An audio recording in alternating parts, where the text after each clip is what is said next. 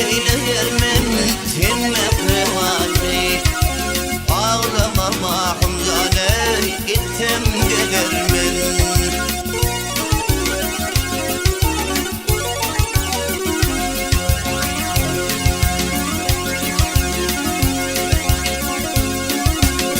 Başıma düşüklere ayrılık yeli, sana fida kıldım ey can milletini.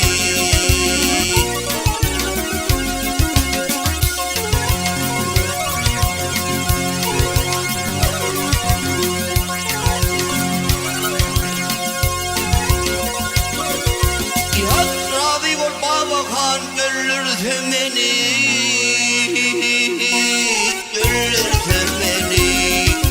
Ağlama Mahymjan ey, gitsem gelermen.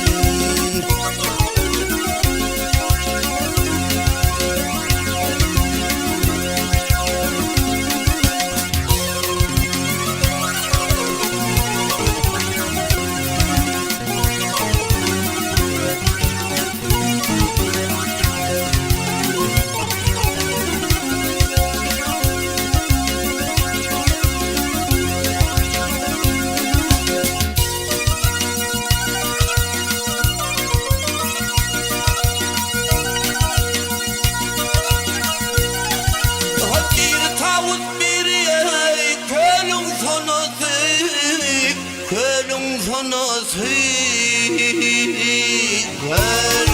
sonası, yaktı beni iki kızım anası.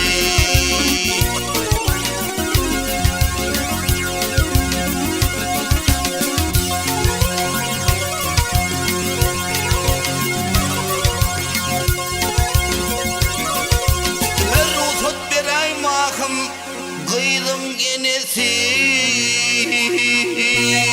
Kıydım yenesi. Ağlama Mahymjan ey, gitsem gelermen.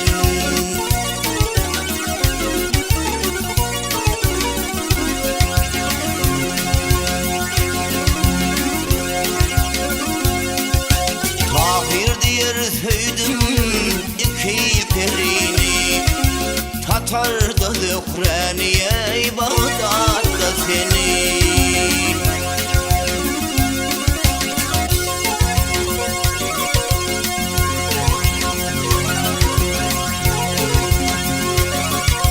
Öpmedim köp parlayıp ağlatma beni. Ağlatma beni. Ağlama Mahymjan ey, gitsem gelermen.